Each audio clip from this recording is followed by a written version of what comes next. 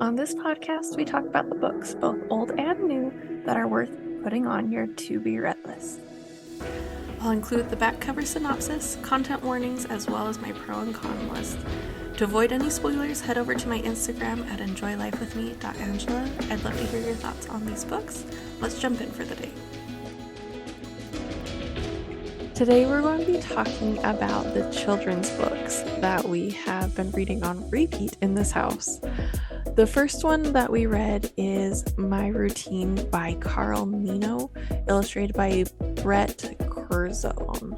I know, I always butcher authors' names, I'm sorry. It watches this child named Sam go get ready every morning. And because we have been struggling with resistance to doing the checklists in the morning, it kind of helped normalize, like, everyone's got a routine. Everyone has to get up in the morning. Everyone has to get dressed in the morning. Everyone has to clear their, breakfast dishes in the morning. It helped. The other one we read was My Great Body by Caroline Kieslowski, illustrated by Nina de Polania.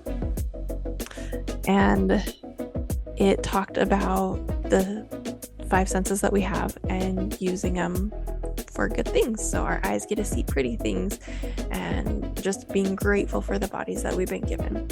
So that's always a great message for kids. My son was obsessed with the Daniel Tiger Gets a Haircut book.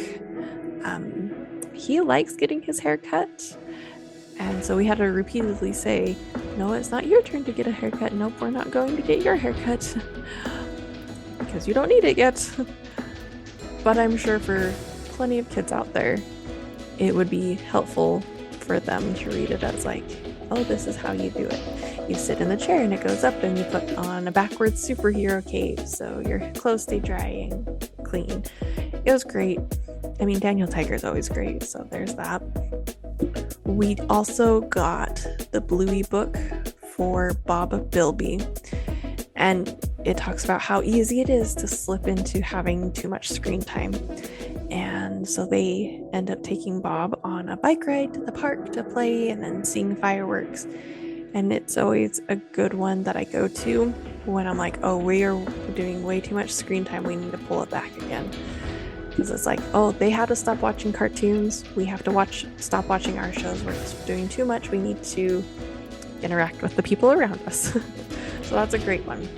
The read aloud I was doing was a Judy Moody book, and frankly, I did not like it.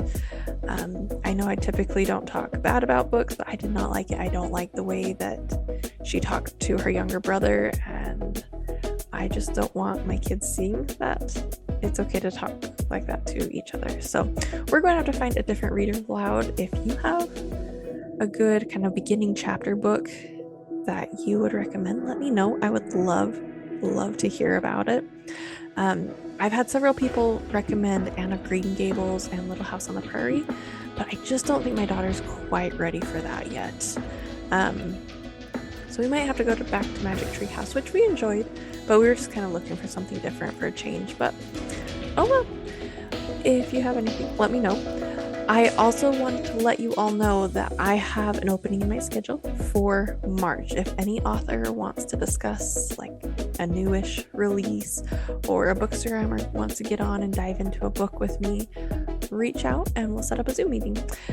Anyways, as always, happy reading. I'll talk to you guys soon.